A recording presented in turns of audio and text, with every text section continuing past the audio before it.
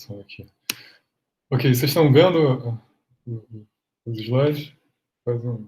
Deve fazer um sinal para mim. Ok? Então tá bom. Então, o tópico é muito próximo do tópico do Acácio, que foi apresentado antes. Ele está apresentando um caso específico de algo que a gente está trabalhando. Isso faz parte do meu projeto do CNPq,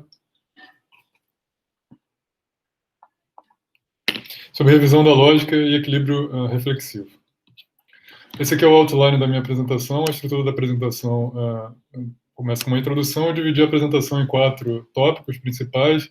Um problema mais geral epistêmico, isso eu acho interessante, em função das cadeias de justificação que vão aparecendo nessa discussão sobre revisão.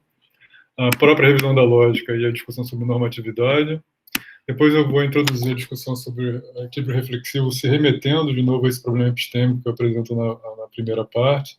E uma noção de bidirecionalidade normativa que eu acho que esse equilíbrio reflexivo captura bem, né? Essa ideia de equilíbrio reflexivo. Ok, a introdução. Eu acho que o programa intuicionista do Brouwer, especialmente a tese de doutorado dele de 1907, e esse texto tradicional, né, já da história da filosofia e da lógica, sobre a irrazoabilidade ou não confiabilidade dos princípios lógicos, especificamente tratando de uma restrição da validade do terceiro excluindo, nesse programa construtivista da matemática, apresentam motivações filosóficas genuínas. E aqui eu friso filosófico para contrastar um tipo de motivação mais técnica, ou de engenharia, que é basicamente modificar regras de sistemas formais e tentar estudar relações de propriedades metalógicas, com completude, correção, desses sistemas, né? Ou dessa quantidade muito grande de cálculos diversos. Por outro lado, eu também acho que uma boa motivação da discussão sobre revisão de princípios lógicos pode vir da irrazoabilidade ou de uma necessidade de você restringir ou mesmo negar o princípio da explosão. O princípio da explosão é baseado... Aqui eu estou lidando diretamente com lógicas não clássicas alternativas, a lógica clássica, não lógicas extensivas da lógica do vocabulário clássico,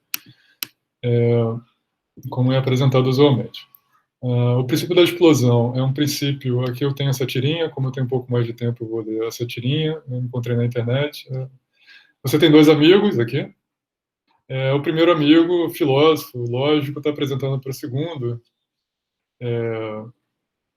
o que significa o princípio da explosão, né? Quando você tem axiomas contraditórios ou proposições contraditórias dentro de um sistema, ou fórmulas contraditórias, a gente pode derivar qualquer coisa, ou seja, o sistema, a relação de consequência lógica, que é a relação central de sistemas lógico ou da lógica, ela trivializa. Você deriva o que você gostaria de derivar e também toda e qualquer outra coisa. Esse é chamado princípio da explosão. Aí o segundo fala, é mesmo? Ok, interessante, qualquer coisa. Aí ele fala, pô, deixa eu tentar então. O segundo vai e começa a rabiscar umas coisas na folhinha e volta para o primeiro. Olha aqui, você tem toda a razão. Eu escrevi P e não P e derivei o telefone da sua mãe. Aí o primeiro fala, poxa, bem, não é assim que isso funciona, não deveria funcionar dessa maneira, né? Aí o segundo liga para a mãe do primeiro e marca um encontro com ela. Aí ele fala, pô, peraí, esse de fato é o telefone da minha mãe, né? Marca um encontro, já vai levar lá uma caixa de vinho e tal. Isso mostra, digamos, várias coisas extremamente inusitadas e peculiares, esquisitas, com o princípio da explosão a partir de contradições, né? É você derivar, por exemplo, informação relevante a partir de uma contradição. E se informações relevantes ou informações, ou qualquer informação, elas podem ser, de fato, derivadas dessa maneira a partir de uma contradição. Então, eu acho que a pluralidade de lógicas não clássicas é um desafio sério, filosófico, eu acho que eu gostaria de frisar isso, um desafio filosófico, não só de engenharia de sistemas, de cálculos, para um desafio sério para a filosofia. E ela pede uma explicação filosófica, e de maneira que a gente vai reconsiderar o próprio papel e o propósito da lógica. Aqui eu apresentei o caso eu vou me restringir ao caso da paracompletude e da paraconsistência. De certa maneira, a gente não desenvolveu, eu acho, muito essa discussão sobre revisão da lógica por muito tempo na filosofia, em função de uma abordagem, eu acho que excessivamente metafísica da filosofia da lógica, ou de filósofos da lógica, que atrelam, digamos, essa visão da lógica como um empreendimento de descoberta ou de representação de fatos últimos da realidade. Mas, por outro lado, você também tem uma visão muito deflacionista ou excessivamente convencionalista, pensando a lógica como bons sistemas ou jogos, propriamente dito, vazios, com regras, sim, mas regras arbitrárias, que são decididas de uma maneira ad hoc em função do contexto no qual você está inserido. Então, no que se segue, eu gostaria de defender aqui uma abordagem que eu estou chamando de antifundacionista ou antifundacionalista, enfatizando uma característica normativa ou de correção de raciocínios lógicos a partir de um parâmetro, né, ou de um paradigma, usando a noção de equilíbrio reflexivo, que é própria das discussões em ética e em política. Né? Isso não é original meu, outros autores já tinham feito essa analogia. Equilíbrio reflexivo nos dá, eu acho, que eu estou defendendo aqui é uma espécie de plataforma conceitual filosófica neutra, concernendo esses problemas mais fundacionistas da filosofia. Me parece ser muito da filosofia da lógica, da revisão da lógica. Você tem, já na paracompletude, e no intuicionismo e na paraconsistência, você tem maneiras filosóficas de motivar a revisão da lógica clássica, mas, digamos, peculiares sob o ponto de vista da filosofia. Por exemplo, no caso do Brouwer, especificamente, ele tem uma espécie de visão idealista muito forte a respeito da teoria do conhecimento, quase solipsista, na construção a partir do matemático. Por outro lado, na paraconsistência, você tem, por exemplo, o dialeteísmo da escola lá do Priest, da escola australiana, que defende também teses peculiares, difíceis de serem defendidas, sobre contradições verdadeiras na realidade.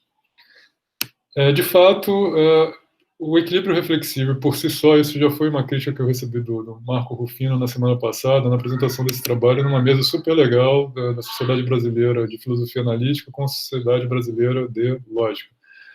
Não é incompatível, por si só, com uma abordagem metafísica da lógica e também, curiosamente, também com uma abordagem convencionalista da lógica. Por isso que eu estou frisando essa ideia de uma espécie de plataforma conceitual neutra sobre esses embates. Mas eu acho que é rico o suficiente para expressar o processo e a possibilidade de revisão de inúmeras lógicas não clássicas, não se comprometendo, propriamente dito, com visões mais robustas, do ponto de vista metafísico. E eu quero enfatizar com isso, encontrar no equilíbrio reflexivo duas características que eu acho importantes, que são características da dinamicidade do aspecto da revisão da lógica, e também essa bidirecionalidade normativa que eu vou explicar o que é nos próximos slides. Seção 1. O que você está chamando de um problema epistêmico geral? Isso está diretamente ligado com, digamos, a justificação da filosofia, da lógica, a justificação filosófica, epistêmica da lógica. A gente poderia falar que é uma área da epistemologia da lógica. Eu vou apresentar em graus de generalidade, vou começar com questões mais específicas e vou torná-las mais gerais. Eu acho que o Acácio já havia apontado para isso, de uma maneira incidental no trabalho dele. Em verdade, não é um problema, são vários problemas epistêmicos. Como que a gente poderia argumentar sobre a correção, ou, dependendo da maneira como você vê, a legitimidade ou a verdade de algumas regras de inferência ou princípios lógicos? E como que a gente poderia escolher essas regras mais básicas, ou princípios lógicos? Essa é um tipo de maneira própria que vários autores apresentam, né? A escolha de sistemas lógicos. Como que nós poderíamos racionalmente, aqui já fica um pouco mais geral a pergunta, justificar princípios lógicos se a própria possibilidade de justificação racional pressupõe princípios lógicos, né? Isso já foi apontado pela apresentação do Acácio. Em que argumento racional pode ser usado para você convencer um interlocutor litigante, lá no caso, por exemplo, que o Luiz apresentou do intuicionista aí do clássico, que um conjunto de regras, um conjunto básico de regras de inferência é o correto se qualquer argumento, desde o início, já pressupõe um conjunto aceito de regras inferenciais. Como é que, agora de maneira mais geral ainda, como que nós poderíamos usar a razão para fundar os princípios mais básicos da razão sem circularidade, sem um regresso ao infinito? Existe algum tipo de maneira racional, e aqui já se remete a várias apresentações de hoje sobre desacordos comuns e desacordos profundos, convencer racionalmente alguém de algo tão fundamental como o princípio da lógica. Então, para aqueles que são adeptos e gostam de discussões em epistemologia, especialmente sobre cadeias justificacionais, eu estou forçando aqui o trilema de Agripa, da epistemologia, que é basicamente um desafio cético, pirrônico, a toda e qualquer cadeia de justificação de nossas proposições e crenças, que basicamente vão redundar em três problemas, por isso que é um trilema. Ou bem, você tem a circularidade, você quer fundar A em B, B em C, aí você pergunta qual é a fundação de C e volta para A, ou algum tipo de regressão infinito, ao perguntar qual é o fundamento de uma crença A, você aponta uma crença B, e por ser uma crença, você também pode perguntar qual é o fundamento de B, você pode justificar por C, e assim por diante, sem ter um ponto de parada. E o Agripa é um filósofo cético, pirrônico, ele acha que um ponto de parada, uma estipulação, uma postulação de algo fundacional, ou de uma crença fundacional que transmite, ela mesma sendo auto-evidente, transmitindo garantia para ela mesma, ela transmitindo garantia para todas as outras justificativas, a partir da fulcralidade dela ou da sua fundamentalidade, ele acha que isso é arbitrário ou dogmático. Curiosamente, na história da filosofia, você pode perceber claramente isso em teorias fundacionais epistêmicas, né, ou fundacionistas epistêmicos. Né? Você pode ter pontos fundacionais muito distintos, né, apesar deles serem fundacionistas. Né? Você pega lá o cogito cartesiano, que, digamos, é uma espécie de entidade abstrata, imaterial, fora, indivisível, fora de toda e qualquer interação causal com as coisas, infelizmente. E você pode pegar, por exemplo, o sense data do Russell, que também está querendo, digamos, hierarquizar o conhecimento.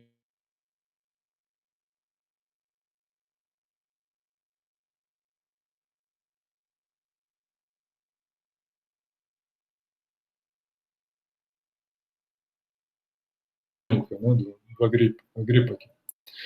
Isso pode ser visto na lógica, muito interessante. Travou aí para...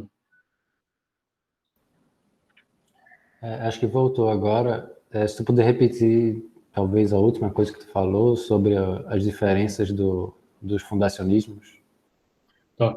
Por exemplo, você tem distintas maneiras de defender um discurso fundacionista em epistemologia que vão redundar em fundações completamente diferentes, até antagônicas, como o cogito cartesiano, que é imaterial, fora de toda relação causal e indivisível, não extensional, e você pode pensar, por exemplo, na fundação epistêmica que o Bertrand Russell estipula, que são os sense data, que dados dos sentidos diretos, que para o Russell seriam indubitáveis. Isso para o Agripa seria água para o moinho, para essa discussão pirrônica, cética, a respeito de um aspecto fundacionista de nossas crenças. Isso também pode ser visto na filosofia da lógica. O que é interessante no fundacionismo da lógica é discutir basicamente esses princípios mais básicos ou axiomas mais básicos aceitos, saindo dessa discussão mais tradicional em filosofia, que coloca esses axiomas mais básicos, ou os princípios mais básicos dos nossos sistemas lógicos, como necessários, ou universais, ou a priori, dados por uma espécie de estrutura a priori, ou eternos, ou absolutos, em certo sentido. Então, eu acho que, basicamente, todos esses predicados filosoficamente, digamos, tradicionais e interessantes para a filosofia, que coemergem, coadunam com uma visão fundacionista própria na filosofia da lógica, eles são negados, desafiados, rejeitados de várias maneiras diferentes pela tradição contemporânea. Aqui tem uma citação que o Acácio já usou no trabalho dele, do trabalho do Bueno e do Colivan, onde eles vão apontar exatamente esse problema do infinito, do regresso ao infinito, quando você está fazendo filosofia da lógica. Porque, basicamente, se você estiver numa discussão sobre lógica, você vai pressupor na discussão a lógica também, né? Isso fica especialmente agudo se você estiver num âmbito de escolha de uma teoria lógica, porque para você acessar, avaliar uma teoria lógica, você vai ter que falar sobre evidências e argumentar a respeito disso.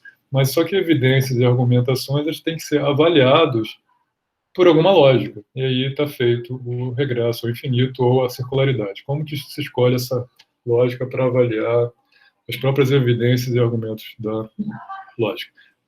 Coisas parecidas ou argumentos parecidos com esses são apontados, por exemplo, pelo Shapiro, em 2000, o Harterfield, em 99, 96, e o Boghossian, em 2000.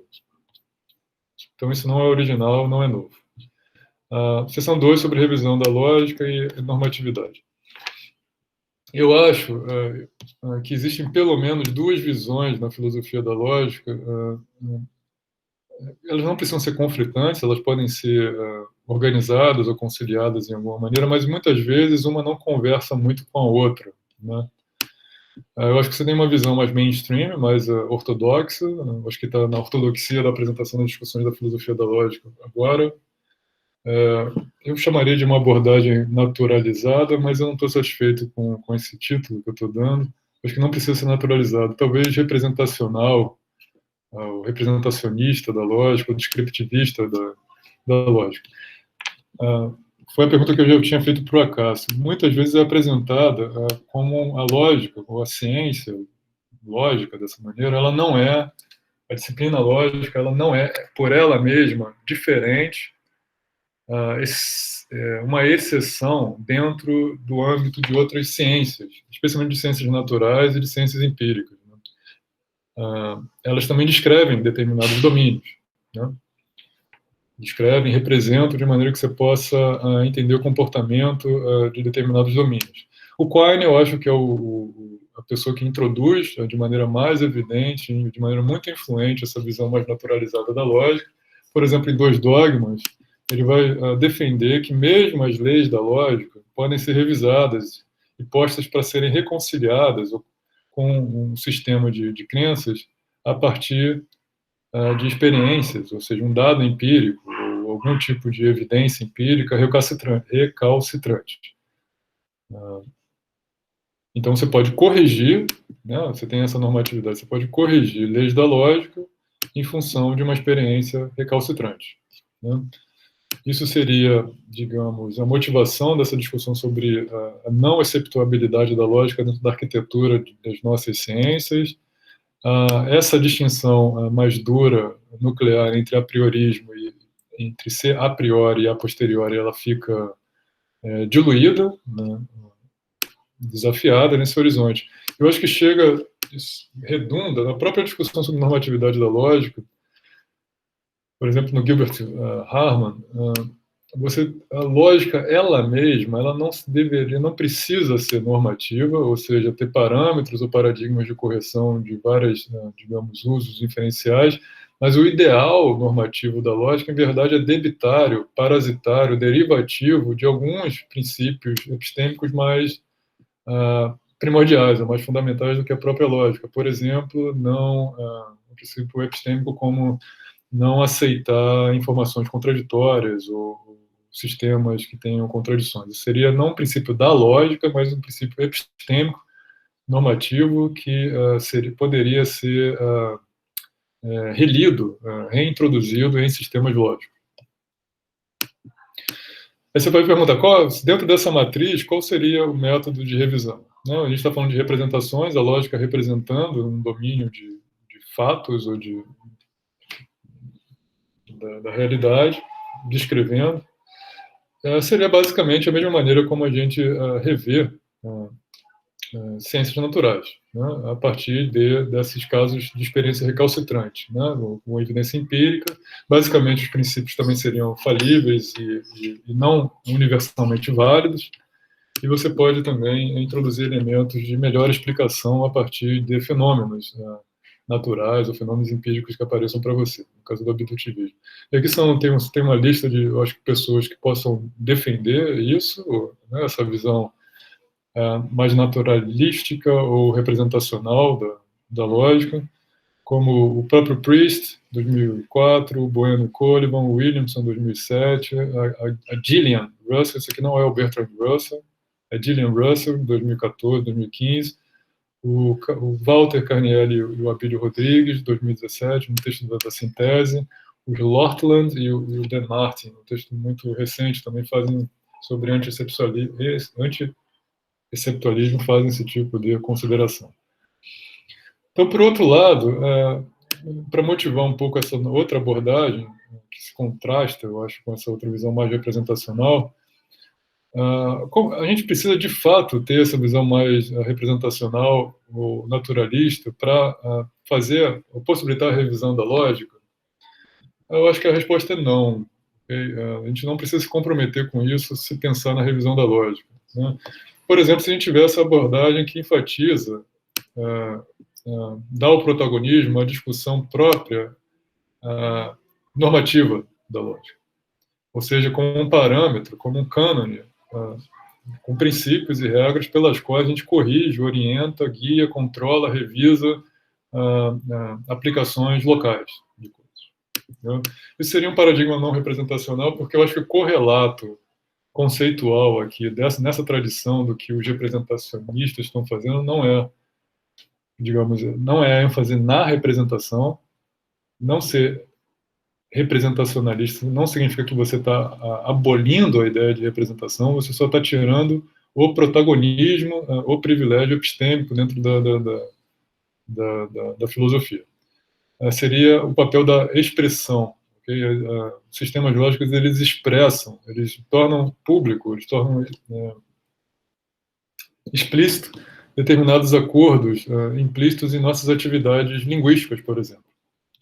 Essas atividades linguísticas podem variar, esses acordos podem variar, e a maneira como você explicita eles também podem ser variados. Aqui eu já estou ensaiando uma visão também pluralista a respeito disso. A analogia aqui não é com ciências naturais, a analogia aqui são com teorias normativas, ou ciências normativas, ou disciplinas normativas, como você queira apresentar. Por exemplo, não com a física, né, que é o caso exemplar na analogia com ciências naturais, mas com a ética, com a política e com a lei e com o direito. Claramente, todos esses âmbitos aqui, eles permitem revisão, né, de princípios gerais e de aplicações em âmbitos particulares desses princípios. Isso é interessante. Então, o vocabulário de revisão ele não se esgota em ciências naturais, certamente não, mas também você tem ambientes muito interessantes com a possibilidade de revisão também nessas disciplinas normativas. Por exemplo, o Frege, num texto póstumo do Frege, de Logik, ele escreveu em 1897, ele, de maneira muito seminal, ele relaciona a natureza da lógica na discussão filosófica, ele aproxima isso, relaciona com a discussão sobre moral e liberdade. Basicamente porque ele acha que a lógica ela tem uma afinidade maior com a ética do que, por exemplo, com a psicologia, porque a psicologia ela estaria no âmbito, por exemplo, do Frege, de associações entre ideias e relações causais também. Aqui, por exemplo, na lógica, como na ética, a gente está falando sobre o fenômeno da justificação. E aqui também não é simplesmente uma discussão sobre como você relaciona uma coisa com outra, ou como explicar como uma coisa de fato acontece e mostrar quais as coisas que deveriam ter acontecido ou não deixado de acontecer para redundar naquele determinado fenômeno, né? Outros autores já especificaram uma espécie de analogia da lógica com a ética e com essas outras disciplinas, como Peirce, num lema digamos, bem geral, interessante, provocativo, que lógica é a ética, né, do pensamento, enfatizando exatamente o que nós devemos pensar. O Wittgenstein também já pontuou algumas coisas. Na discussão com o Luiz Henrique é interessante, a gente falou sobre o Zollern, né? A discussão do Zollern é própria dessa, inclusive na discussão sobre ética também, né? Lógica e ética. Acho que o Brandon, nos trabalhos dele, também faz isso, e o próprio Hartfield, do texto de 2009, ele também faz esse tipo de associação. Ok, você falou lá da primeira abordagem com ciências naturais, em analogia às ciências naturais. Qual é o método de revisão lá? Você basicamente tem formas de abdutivismo e falibilismo a partir de evidências contrárias, ou evidências empíricas contrárias. Aqui, um candidato seria o equilíbrio reflexivo. Isso não é no original meu, isso já foi proposto, por exemplo, no trabalho que o Acácio apresentou mais contemporaneamente pelo Peregrin e pelo Svoboda, que são filósofos lógicos tchecos, inferencialistas. Você tem o Resnick, mais contemporaneamente, 97, 2004, e o próprio Pravits, um texto muito curioso, tá? Porque esse texto do Pravits, que é, digamos, o pai da dedução natural, é um texto de 1978, em sueco, e você tem esse texto em português brasileiro, traduzido pelo Luiz Carlos Pereira, né? Então é super cult isso, né? Você tem em sueco e em português brasileiro o texto do Pravits. E, curiosamente, nem o Resnick nem o Peregrin, eles mencionam o Pravits também. Então é uma coisa, de fato, não conhecida, né? É um texto não conhecido. Qual é a analogia aqui? É a analogia, basicamente, da lógica com teorias normativas, né? O Resnick, em 2004, por exemplo, vai falar que os lógicos eles deveriam também seguir o método de outras teorias teóricas normativas. Eles deveriam procurar um equilíbrio reflexivo entre nossas intuições sobre inferências específicas.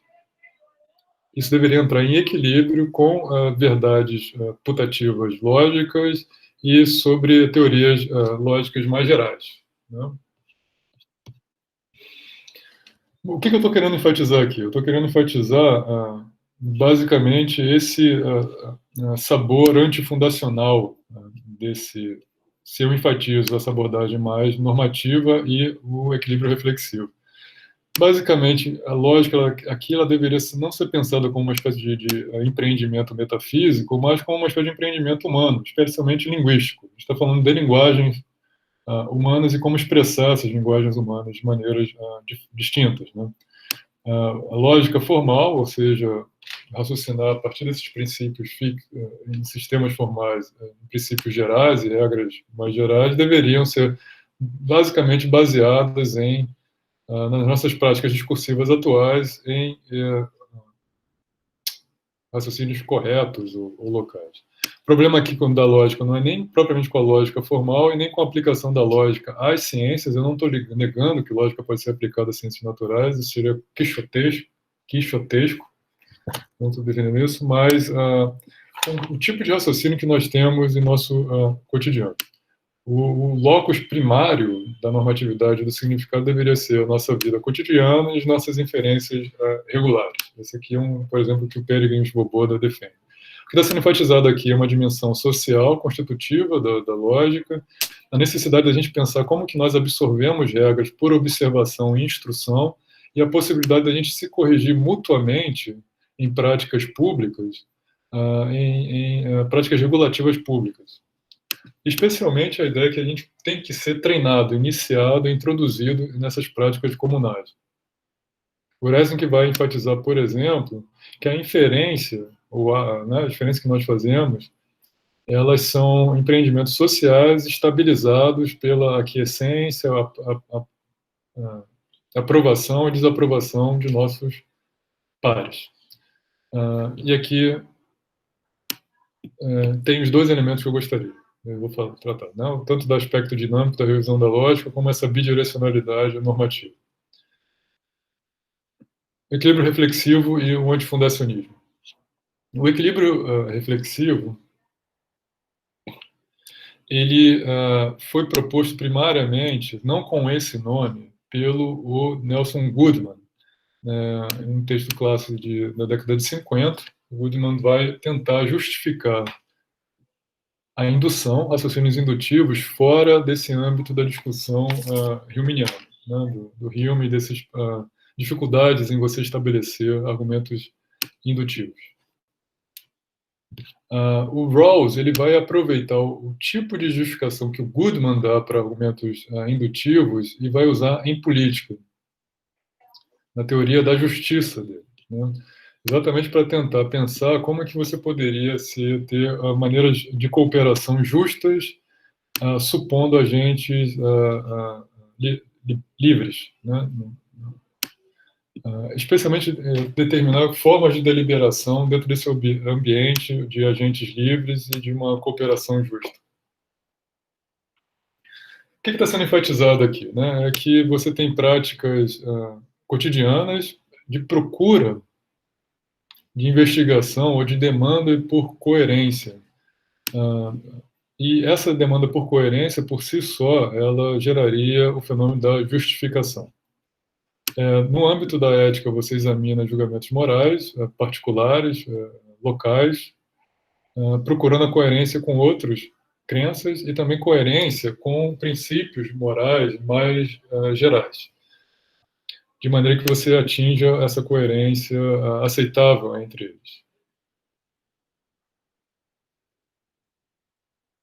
Tá, eu vou pular essa parte e o que o Daniel, que é um aluno do Rawls, na década de 70 fala? Ele está propondo um equilíbrio reflexivo mais geral. O que seria basicamente isso? Não seria só usar princípios e regras para corrigir instâncias particulares e casos particulares, mas também usar casos particulares e de julgamento para motivar a distinção de princípios e regras, coadunando com considerações teóricas mais gerais também, sobre o próprio ajuste de juízos, princípios e regras gerais e locais. De maneira que o julgamento ele poderia ser justificado, o juízo moral aqui, ele é justificado se ele encontrar uma coerência com o resto de nossas crenças sobre uma ação correta, ou aqui, inferências corretas, depois de um processo de reflexão e de revisões apropriadas dentro de um sistema de crenças.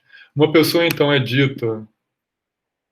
uma pessoa que entra, ela estaria justificada com um julgamento ou um princípio se eles entram em equilíbrio reflexivo. Você tem essa apresentação do equilíbrio reflexivo pelo Resnick. Eu não vou ler essa citação longa. Equilíbrio reflexivo aplica a sistemas que consistem de crenças, de teorias lógicas e considerações sobre juízos da lógica. Né? Um sistema desse ele entra nesse estado de equilíbrio reflexivo no caso de encontrar coerência à luz da sua própria teoria lógica. Deixa eu ver se eu teria tempo para... O que o Resnick está apresentando nessa citação mais longa, em 2004, é exatamente a maneira como, em analogia a esse procedimento ético e político, introduzir a ideia de equilíbrio reflexivo entre juízos locais e inferências locais, com regras mais gerais, especificamente na teoria que sustenta essas regras e também os juízos mais locais, na lógica. Ele está fazendo essa analogia de maneira explícita nessa citação. Eu vou pular, ela é muito longa, fica chato. Quais são as consequências epistêmicas do equilíbrio reflexivo? Aqui é onde o Marco Rufino não gostou. Eu estou aqui tratando de um não fundacionismo. Isso não significa que não há fundação. Tá? Assim como você pode falar de antirrepresentacionalismo e ainda ter representações, né?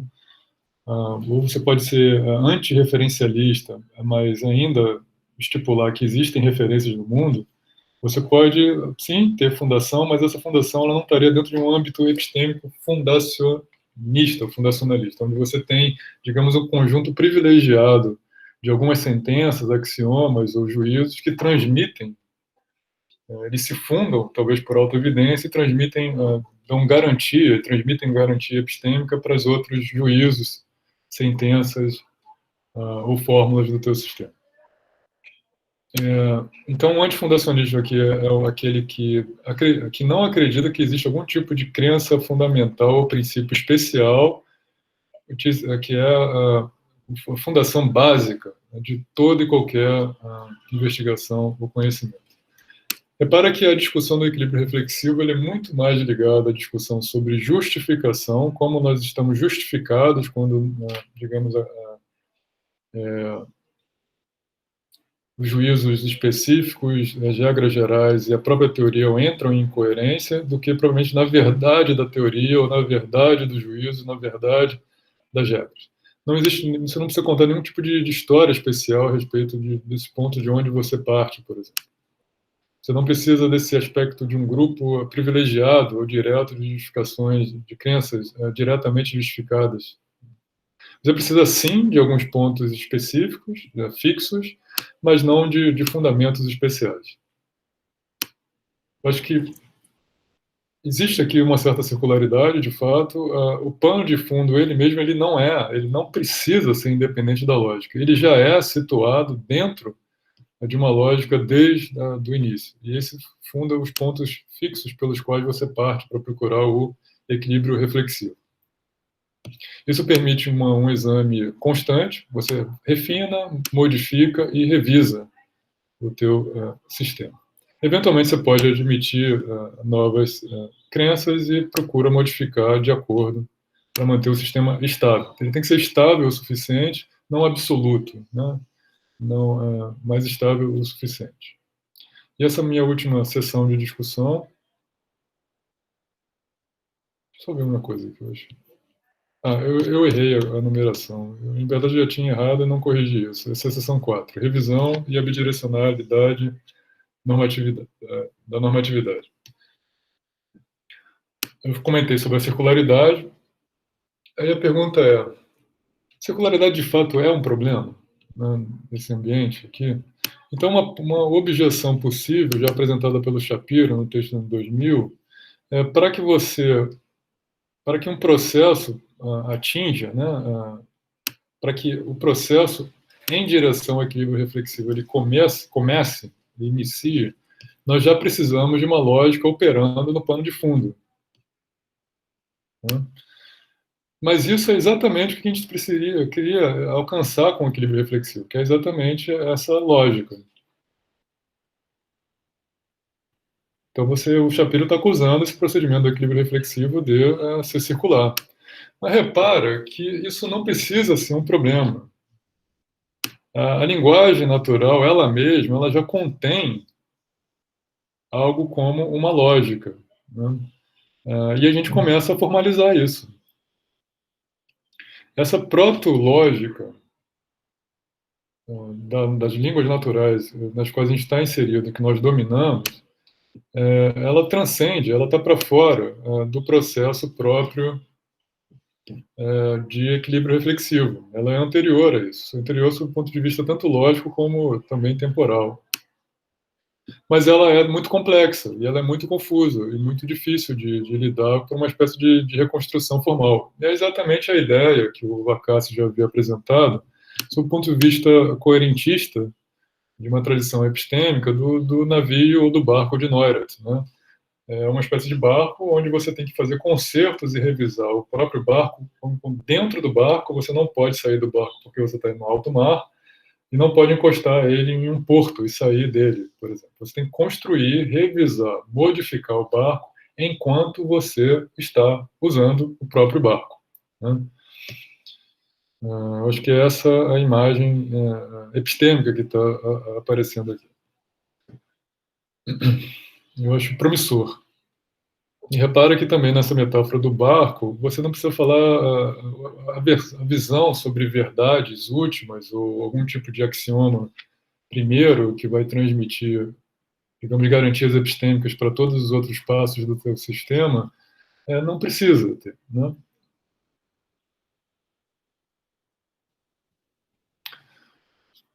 Ok. O que é a abordagem do Pravitz, para terminar?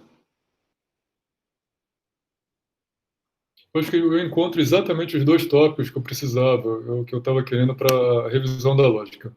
3 tópicos, né? O Pravitz ele vai partir exatamente dessa analogia direta da lógica com teorias normativas. Aqui ele está falando especificamente da moralidade, né? De como justificar nossos juízos morais para evitar algum tipo de niilismo, do everything goes, ou qualquer coisa, anything goes, qualquer coisa vale, que lembra um ambiente da trivialidade na lógica. Então você tem essa analogia da lógica com a ética no plano de fundo. Você tem um aspecto dinâmico da revisão nesse processo de idas e vindas da revisão e essa bidirecionalidade normativa. O que é bidirecionalidade normativa? Se eu tivesse preparado em full screen, seria melhor em função dessas setas. Aqui está em PDF, eu não consigo fazer por incompetência minha.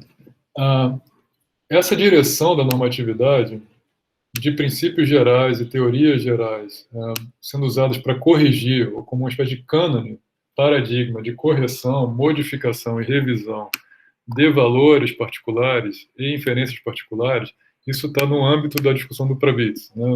Valores particulares aqui ele está pensando sobre o bom, o belo, dentro já de juízos de indivíduos em comunidades interagindo localmente. E inferências. Então você usa princípios gerais e teorias para corrigir valores particulares e inferências particulares. Mas também você tem essa outra direção de normatividade aqui, que é usar valores particulares ou inferências locais para modificar, revisar, refinar teorias e princípios gerais. Isso é muito claro, por exemplo, na discussão sobre direito. Assim, né? Você pode pensar que você usa regras, por exemplo, sobre casamento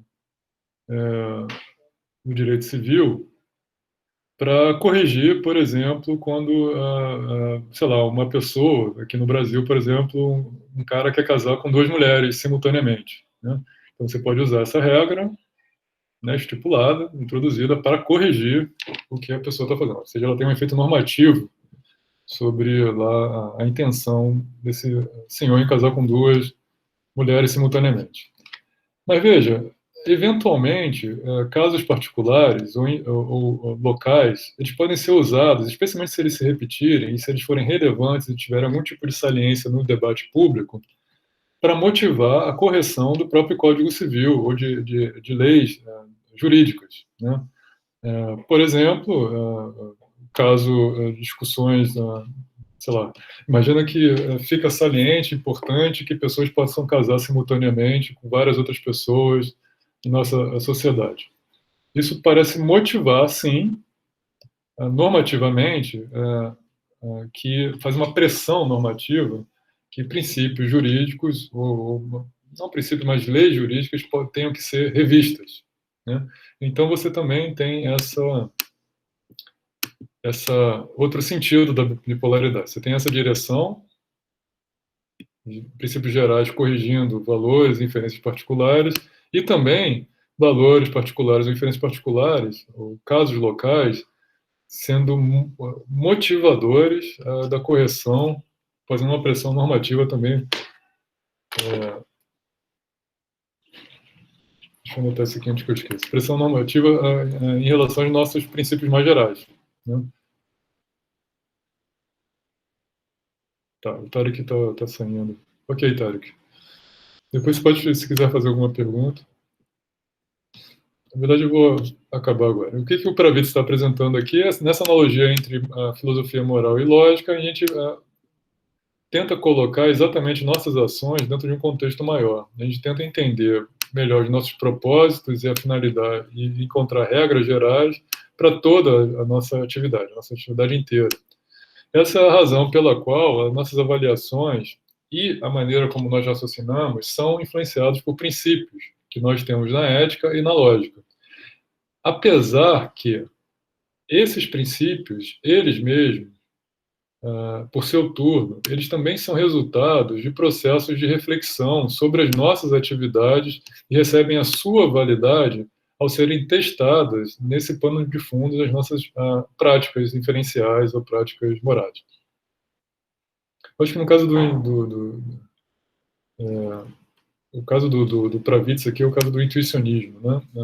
As nossas práticas, por exemplo, matemáticas e discursivas, elas podem motivar a revisão de uma teoria do significado, no caso do Dummett, e essa teoria, a modificação dessa teoria do significado, ela pode motivar a discussão sobre a restrição da validade do princípio do terceiro excluído, por exemplo. Ou seja, seria uma pressão normativa de baixo para cima. Então, a reflexão sobre valores e sobre algumas inferências e como tentar formular princípios gerais para eles é um processo de modificações sucessivas. Por um lado, eles estão em relação com nossas práticas anteriores e, por outro lado, também com nossas teorias explicativas ou nossas explicações mais gerais. Esse tipo de... Marcos. Oi. Desculpe interromper, mas é uma coisa muito rápida. Essas citações são do texto do Pravitz? Pois é, eu já tinha falado que esse texto não está em inglês. Foi eu que traduzi, cara. Ah, tá, beleza. Desculpa, vai em frente. Não façam isso em casa, não é bom fazer isso. Mas porque não tem, eu não sei sueco. Eu traduzi do texto do Luiz Carlos. Não, tá certo, eu só quis confirmar. Desculpa, vai lá. Esse tipo de equilíbrio constitui uma boa base para aceitar as duas coisas. Que eu acho isso é a força, eu acho, da ideia, da bidirecionalidade normativa. A prática ela mesma, com suas inferências particulares, e também a teoria formulada sobre essas práticas, né, de maneira que você vai tentar encontrar uma coerência entre esses dois âmbitos, o particular e o geral. Conclusões até agora, eu acho que é basicamente, eu acho que você pode ter uma plataforma neutra, enfatizando a normatividade da lógica, que não seja nem metafísica e nem baseada num convencionalismo muito radical. Na verdade, pode ser compatível com os dois, dependendo da história que você conte, e usar o equilíbrio reflexivo tanto para essa bidirecionalidade normativa, que eu acho importante que a gente tenha visão sobre isso, desse problema, do que corrige o quê, em que momento, o que é usado para corrigir o quê, em determinado momento, e esse aspecto dinâmico da revisão da lógica. Então tá bom, muito obrigado pela atenção de vocês. 10 minutos. Ok, eu falei 45 minutos.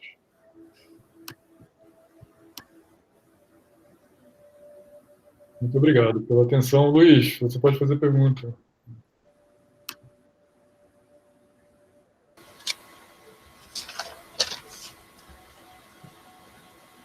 Professor, minha pergunta, eu acho que ela é mais centrada nessa noção de coerência que tá baseando muito a proposta do equilíbrio reflexivo, se eu entendi bem, porque sempre está sendo cobrado que crenças ou princípios estejam em coerência entre si, mas seria interessante saber como que isso ocorre, o que é que garante a coerência, né? O que é que garante essa ordem, né, que está sendo pressuposta. E isso me leva à questão dessa bidirecionalidade, né? Porque o que é que a gente tem na bidirecionalidade? Valores particulares e princípios gerais, né? Num caso, o princípio geral corrige esses valores particulares, mas se o valor particular se repetir e tiver uma certa relevância, então ele pode também atuar com essa função normativa, né? Então, a minha pergunta não que se resuma a isso, mas aspectos como repetição, relevância, eles desempenham algum papel nessa noção de coerência que está sendo colocada no equilíbrio reflexivo? É isso. Então, você tem razão. essa discussão sobre coerência, eu acho que ela tem que ser mais qualificada, né? Especialmente nessa discussão sobre epistemologia. Eu estou trazendo uma discussão sobre epistemologia mais geral para a discussão da epistemologia da lógica. Então, a tarefa de casa seria pegar essa discussão sobre escolas coerentistas e ver se cabe, até que ponto isso pode ser adaptado e implementado dentro do horizonte da discussão da filosofia da lógica. Sobre garantia da reflexão, do equilíbrio, eu sou pragmatista. Basicamente, não tem garantia nenhuma. Eu acho que tem que, em algum momento, que isso vai entrar em algum equilíbrio, tomara que, né? Entre em um equilíbrio em algum momento, princípios gerais, as nossas inferências e a maneira como nós vamos ajustando uma coisa em relação à outra. Eu acho que elementos como relevância, saliência ou utilidade não são um problema, né? Pelo menos não são um problema a priori para uma tradição filosófica mais pragmatista. Aliás, é isso que a ênfase, né, do protagonismo, da utilidade, do uso, da relevância, da saliência, da funcionalidade, do sucesso, são características de pragmatistas para se pensar a linguagem também e a lógica. Então, eu acho que não tem nenhum tipo de garantia transcendental ou metafísica de que isso vai entrar, de fato, em equilíbrio, né? E, especificamente, isso é dinâmico. Se surgir algum tipo de crença nova, ela deveria ser acomodada, né, dentro desse horizonte também.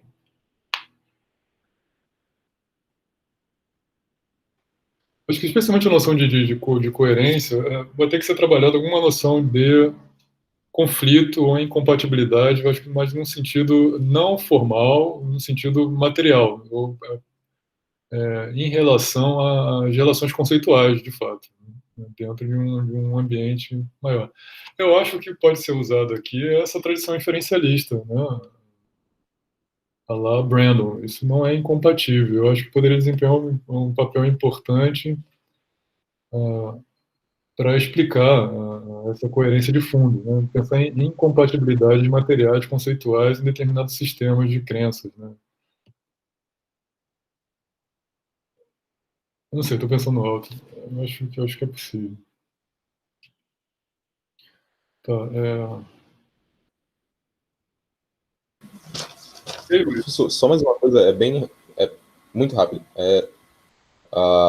Você falou que esse equilíbrio, esse método fornece uma plataforma conceitual neutra para, enfim, para a resolução desses problemas. Mas, dado que a gente fala de correção e conflito, quão neutra que essa plataforma é, né? E como é que a gente estabelece isso?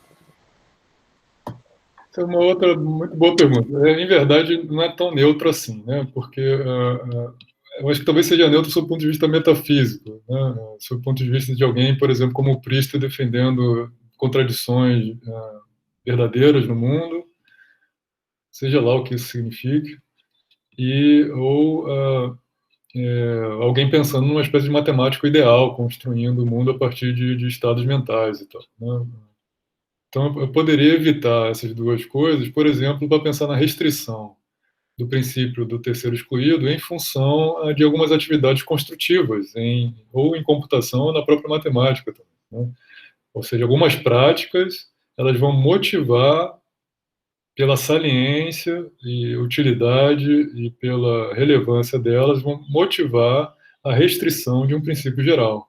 Então, esse princípio geral ele não só tem a normatividade, de direção de normatividade do princípio nas práticas, mas as práticas também fazendo pressão normativa. Eu gostei desse termo, hein? Surgiu agora para mim. Pressão normativa, eu gostei. Para a modificação dos princípios mais gerais, né? Isso é interessante. Ou, por exemplo, um ambiente que o Abílio domina muito bem em termos de conflitos, informações conflituosas, né? Ou evidências conflituosas. Isso pode fazer pressão normativa, ok? Especialmente num ambiente onde a gente tem muita, né, uma infodemia, uma espécie de epidemia informacional, claramente com informações conflitantes, incompatíveis, contraditórias, e você quer tomar decisões sem trivializar coisas, né? Um banco de dados e tal. Isso faz pressão normativa para que nós revisemos um princípio geral da lógica como o princípio da explosão, né? Ou seja, a pressão normativa é de baixo para cima, não de cima para baixo, nesse caso, né? Isso vem de práticas, não de algum tipo de estipulação da verdade. Eu acho que o ponto de vista neutro é sobre a discussão sobre verdade, ou sobre algum tipo de metafísica de base, né? Você não precisa ter isso. Ok, Luiz? Tá. Aqui na lista. Abílio e depois o Cássio. Eu estou fazendo uma coisa que não deveria fazer, hein? Que é se automoderar. Isso não é bom. Não, mas Eu cometo abusos de poder. o chat já é uma... O chat já cumpre o papel do moderador. Quer dizer, o moderador, na verdade, é impessoal, é o chat. Mas quem vai moderar o moderador? Mas aí é que tá, né? A gente não pode parar contemplando o problema por causa dessa circularidade. Esse é um dos pontos. Bom, eu teria vários comentários, perguntas, tal, mas eu vou tentar ser o mais sucinto possível. Na verdade, você sabe, eu acho que você sabe, já que algumas coisas que eu vou que eu tenho a opinião que eu vou apresentar, mas veja, esse movimento de vai e vem, toda essa discussão, ele não está, de fato, revisando a lógica, tá? Não é propriamente uma revisão. Ele está acrescentando outros tratamentos da consequência lógica que a gente precisa, em diversos contextos argumentativos diferentes, e que, isso é um ponto importante também, e que eles já estão presentes na linguagem natural, no uso da linguagem, por exemplo, o exemplo da negação. Na linguagem natural, a gente já pode identificar tanto uma negação clássica, quanto uma negação paracompleta, quanto uma negação paraconsistente. E o que acontece? Como é que funciona esse movimento de vai e vem? Esse movimento de vai e vem, ele tem uma função. Esse aspecto normativo, ele aparece nesse movimento de vai e vem, por quê? Bom, você percebe que você não pode usar, por exemplo, um princípio clássico se você está trabalhando com provas construtivas, né? Beleza, se você quer encontrar a testemunha do quantificador existencial, tal, você não pode usar aquele princípio. Você não pode usar a explosão se você está trabalhando, por exemplo, com informação, com um banco de dados contraditório. E por aí vai. Quer dizer, só que esse movimento de vai e vem, eu acho que ele é uma ótima explicação para revisão nesse sentido, não de revisão da lógica, mas de revisão do aparato lógico que a gente usa em geral. E aí, claro, você chega num ponto de que você tem uma circularidade, mas essa circularidade é inevitável. Se a gente parar a reflexão por conta dessa circularidade, a gente acaba apenas contemplando o problema. E eu acho que isso é uma explicação bastante plausível para o pluralismo lógico, né? O que é o pluralismo lógico? Bom, não o que é, isso é uma pergunta um pouco ampla demais, mas pluralismo lógico surge disso, entendeu? De você perceber, não, olha só, a gente tem essa teoria, mas essa teoria se aplica bem naquela circunstância, mas não na outra. Então, a gente precisa de uma outra teoria para dar conta dessa outra circunstância. Então, você vai nesse vai e volta e você termina com diferentes tratamentos da consequência lógica. Bom, acho que eu falei até demais já, mas eu acho entendeu o ponto? O movimento de vai e vem, ele não revisa, ele revisa no sentido de formular outros tratamentos da consequência lógica. Interessante. Eu acho que o que você está desafiando é a ideia que você tem uma espécie de revisão mais geral, né? As revisões elas poderiam ser mais locais, seria isso? Ou mais pontuais? Sim, porque veja, olha só, por exemplo, a lógica clássica. Para você revisar a lógica clássica, tá? Você precisa de uma outra noção de verdade. Porque se você tem uma noção de verdade realista e não dialeteísta, né, que você não admite contradições verdadeiras, o que você vai revisar exatamente ali? Tá, você poderia revisar com relevância, não é que seja impossível revisar, mas eu quero dizer o seguinte, a lógica clássica como tratamento da noção de preservação da verdade, como que ela seria revisada? Entende? Por exemplo, a lógica proposta pelo Bell-Napidan como uma lógica adequada para tratar de informação, a FDE. O que teria para ser revisado ali? Até teria, por exemplo, no comportamento da disjunção, talvez, mas o que eu estou querendo dizer é que esses diferentes tratamentos, eles têm um núcleo que, para você revisar, você vai ter que fazer alterações na noção que está sendo preservada. Entendeu? Para você revisar a lógica clássica, você vai ter que revisar a noção de verdade. Então, nesse sentido, a lógica clássica, dada aquela noção de verdade, ela não é revisável. Nesse sentido, a lógica, aquele núcleo, que é a first degree entailment, dada uma determinada noção de informação, tá? Que rejeita a tese da veridicalidade, ou seja, você pode ter informação falsa, aquele núcleo não é revisável, a menos que você mude a noção de informação. Então, você tem determinados núcleos duros que você, para revisar, você tem que revisar a noção que motivou aquela formulação de um tratamento da consequência lógica. Você acha que, de certa maneira, o equilíbrio reflexivo ele não alcançaria esses núcleos? Bom, a minha intuição é que não. Mas isso é apenas uma intuição. Mas o ponto é esse. Então, porque você tem esses núcleos, ao meu ver, eles são estritamente relacionados com a propriedade que está sendo preservada. Novamente, para revisar a lógica clássica, para revisar, por exemplo, o comportamento da negação e conjunção clássicos, que daí você define os outros conectivos todos. Para você revisar o tratamento da negação e conjunção clássico, lógica proposicional, né, você tem que revisar a noção de verdade por trás. Ok, estou entendendo. Entendeu? Quer dizer, não é que não seja revisável a noção de verdade, mas...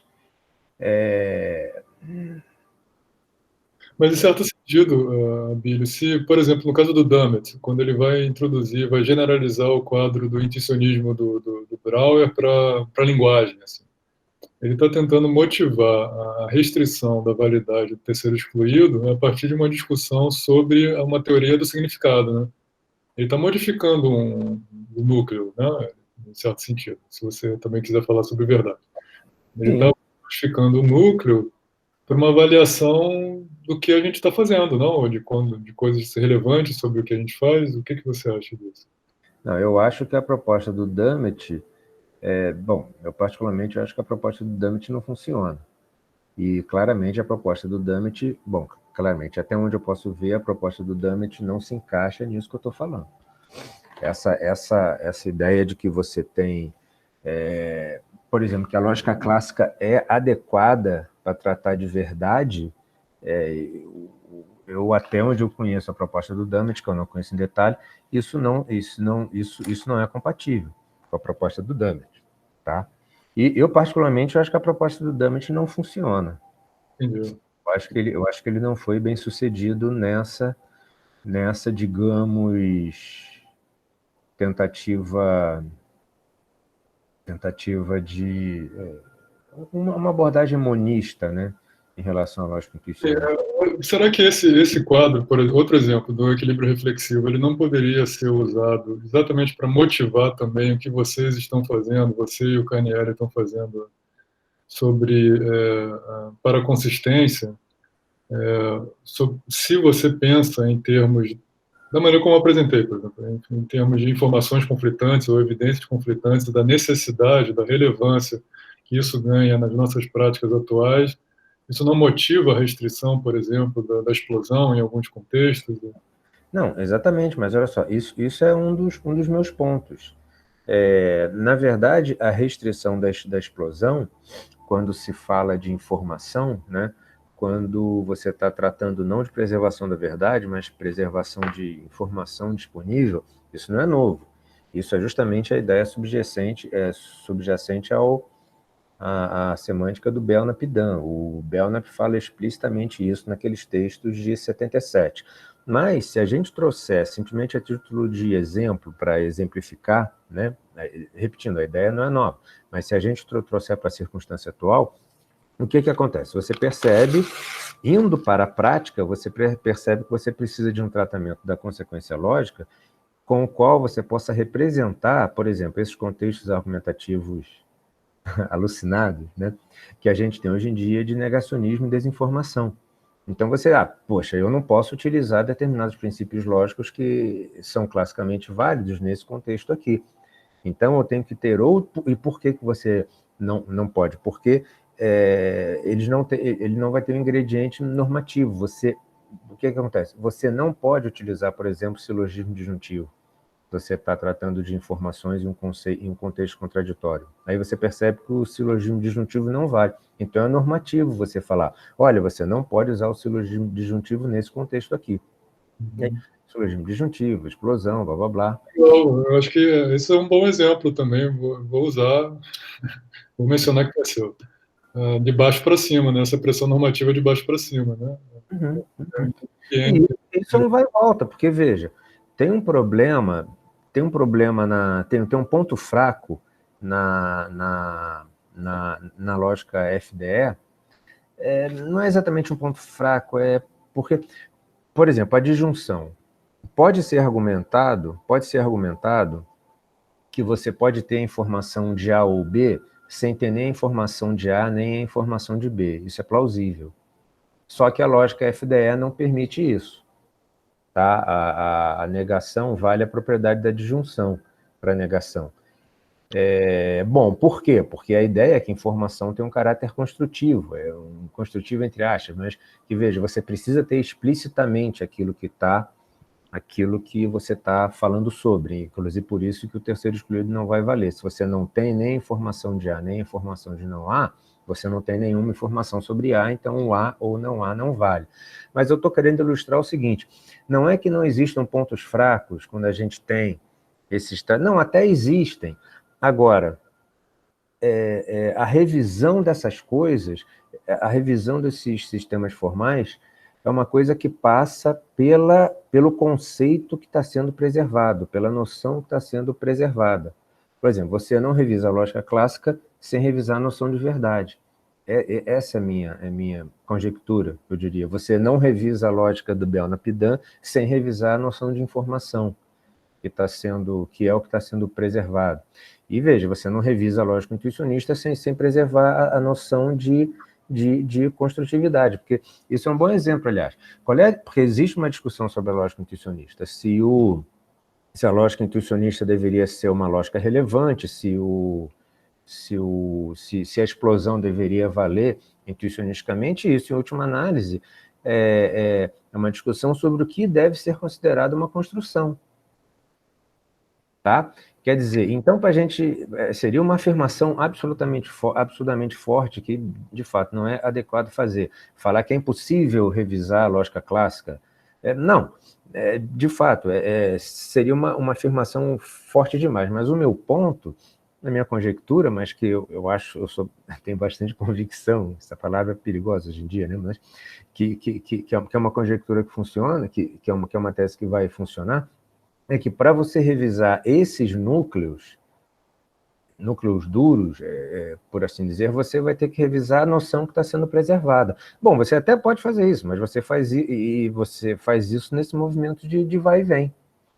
Bom, eu acho que o que você está apresentando, em verdade, não é incompatível assim, com a ideia de vai e vem do equilíbrio reflexivo. Né? Talvez possa ser... Eu acho absolutamente compatível. Foi o que eu tinha para te falar depois da sua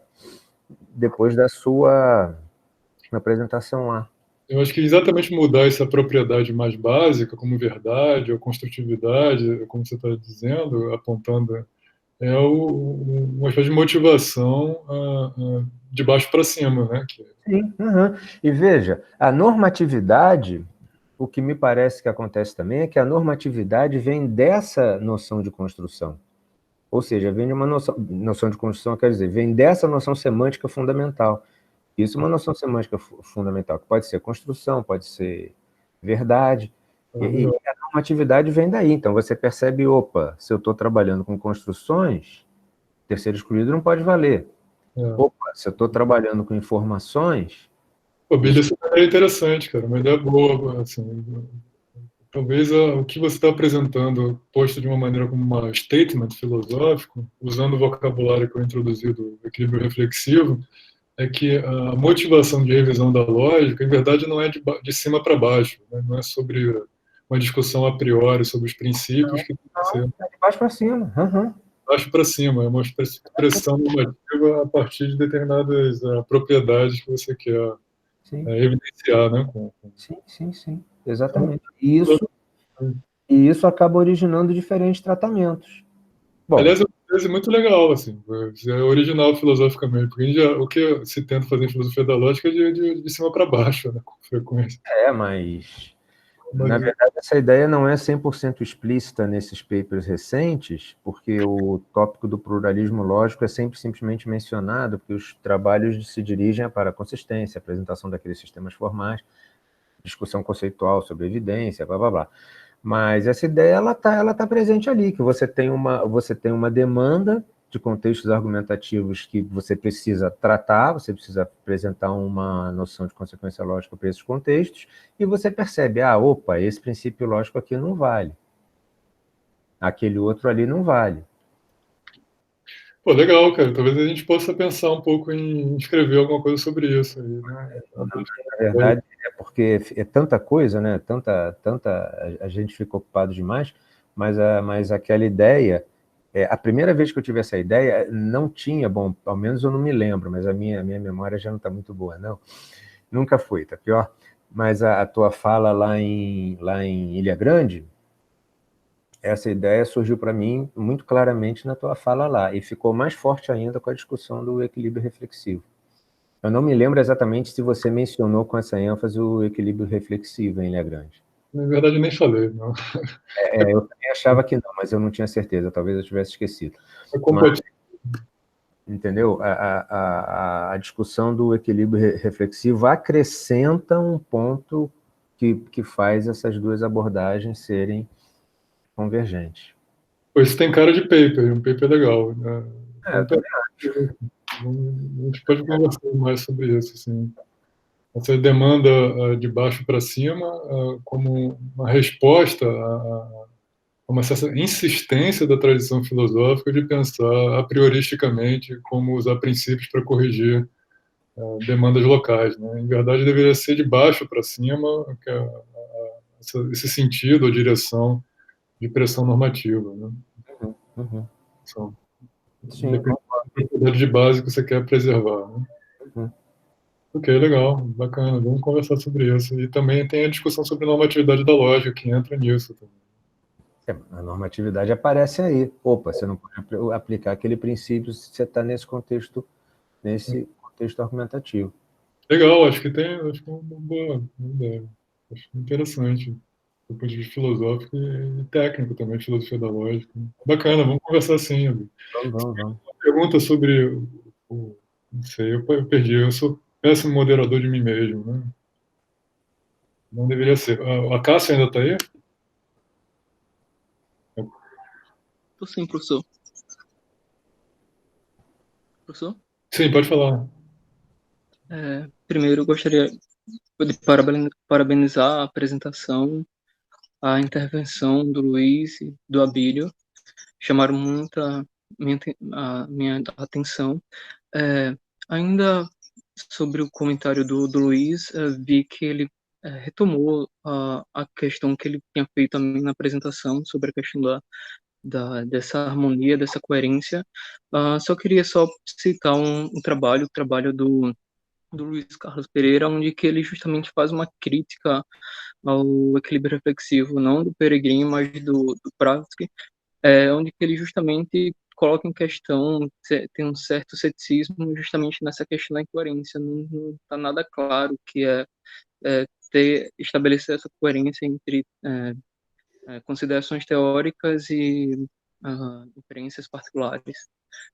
E também a minha pergunta é que, na verdade, é mais uma questão de comentário mesmo, um comentário mais marginal, onde que, no caso, se colocou essa questão da lógica, a gente vê ela não uma visão realista dela descrevendo alguma coisa, representando alguma coisa, mas sim no sentido antirrealista, no sentido de expressar, tornar público esses padrões estabelecidos ao longo das nossas práticas linguísticas, onde que, no caso, interessante, você colocou essa relação entre lógica e ciência natural, e onde que é um ponto justamente do anti-excepcionalismo, onde que não privilegia, e que sim coloca no mesmo pé de igualdade a lógica e a ciência natural. Então, meio que pensar que a lógica é uma ciência natural tanto quanto a, a física, e no caso, mas a gente poderia pensar, por exemplo, numa visão realista da física, pensar de que, na verdade, por exemplo, a lei de inércia, por exemplo, no caso, ela estaria descrevendo o mundo, e não simplesmente expressando uma forma de se pensar o mundo, de ver o mundo, né? Mas sim uma espécie de descrição, uma visão realista, onde que a gente está dizendo o mundo tal como ele é. E pensar a lógica como uma ciência natural, tanto quanto a física, porque então pensar a lógica nesse sentido antirrealista e não realista. Mas, basicamente, esse comentário. A Bílio saiu agora. Né? Já saiu? Saiu. Tá, Cássio, a gente vai ter que conversar bastante, né? Tem vários pontos interessantes aí para futuros passos da tua pesquisa e da minha. A gente vai marcar para conversar de maneira mais pontual sobre isso. O texto do Luiz Carlos Pereira, que o Cássio comentou, e o Luiz Henrique agora pediu, é um texto que está o que nos faz pensar, acho que é de 2006. Tá? Acho que o Cássio pode enviar para você, né, Cássio? Depois envia aí para o Luiz Henrique. A tradução do Pravitz está na Analítica do Rio e o texto do Luiz Henrique, do Luiz Carlos, está O que nos faz pensar, acho que é 2006, sobre revisionismo da lógica. É um texto curto, né? Eu vou fazer essa apresentação de novo na quarta-feira para o grupo lá do Luiz Carlos, né? E eu já pretendo introduzir de novo o Luiz Carlos nessa discussão, eu ainda não consegui, falta de tempo mesmo. Mas eu acho que, se eu me lembro bem, o Luiz Carlos está acusando indiretamente o Pravitz de estar usando indução para justificar, pela regularidade, por exemplo, de regularidade e repetição de alguns raciocínios particulares, isso ser uma base indutiva para você modificar princípios gerais da lógica. Né? Não é isso, né, que acontece. Eu acho que não precisa ser dessa forma. Né? Eu acho que não é um princípio indutivo, não é uma base indutiva. Né? Não precisa ter esse tipo de vocabulário. Mas eu vou rever isso, vou tentar trazer o Luiz Carlos para essa discussão. E sobre a discussão do excepcionalismo, se vocês quiserem assistir a apresentação da quarta-feira para o grupo do Luiz Carlos, depois me escrevam que eu passo o link. Não sei se vai ser aberto, mas deve ser, o Luiz Carlos não é contra isso. Eu passo o link e vocês assistem.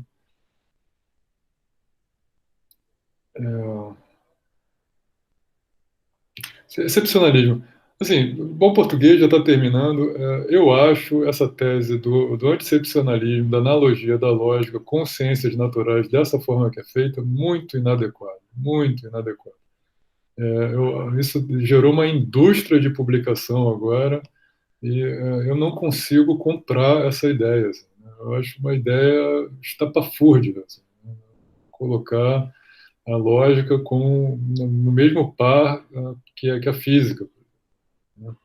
Então, eu ainda não sei como articular isso, né? Porque é muita literatura, se alguém quiser trabalhar sobre esse ponto, são coisas muito recentes, né? Eu não consegui ler essas coisas, mas eu não, assim, a priori eu não gosto. Eu acho Eu acho que a lógica, sim, ela tem exceção, ela tem uma espécie de desempenho, um papel de fundamentalidade muito grande na arquitetura do que a gente faz, assim, né? Coisa que a física não desempenha, né? Até raciocínios contrafactuais são baseados não na física, mas na lógica. Eu não consigo comprar isso. Ele junta todas essas ideias de falibilismo, tudo da filosofia da ciência em cima da lógica, mas isso não deveria ser feito dessa maneira. Eu acho que a analogia está errada, deveria ser feito com outras coisas. A gente vai discutir, tá, Cássio, sobre isso. Eu vou marcar um encontro com vocês na semana que vem para discutir as apresentações que vocês fizeram e as discussões. Então tá, vamos terminar aqui o evento de maneira oficial. Muito obrigado pela participação de todos vocês. Eu vou disponibilizar o link, né, dessas apresentações. Talvez eu vou mandar para o Hugo para ele colocar no site. Fiquem atentos. Obrigado por terem apoiado essa ideia. Nos vemos, contem comigo. E a gente se encontra para discutir pontualmente as apresentações, todos os próximos passos de pesquisa de vocês. Então, não esmoreçam, né? Continuem pesquisando, fazendo trabalhos de qualidade e discutindo, né? Vocês viram agora, em loco, como ideias filosóficas surgem quando você é pressionado e quando você tem que apresentar essas coisas para outras pessoas, né? Surgiu um artigo novo agora com a Abílio em função dessa apresentação e dessa intervenção. Eu não estava esperando. Vários temas interessantes surgiram. Então, continuem ativos, criativos e trabalhando, para não ficarem tristes em função das coisas que estão acontecendo. Contem comigo e a gente se encontra na semana que vem. Alguém quer falar mais alguma coisa? Acho que não. Então, tá muito bom. Vocês da UFAL são bem-vindos, né? A gente tem que se articular também aqui para vocês também apresentarem coisas. E a gente vai apresentar coisas lá na UFAL. Então, se mantenham atualizados assim, das coisas que a gente está fazendo. Então, são coisas boas. Eu acho que várias pesquisas que foram apresentadas aqui, elas são pesquisas de ponta e poderiam estar sendo apresentadas em qualquer centro. Assim, né? Então, estou orgulhoso. Então, tá bom.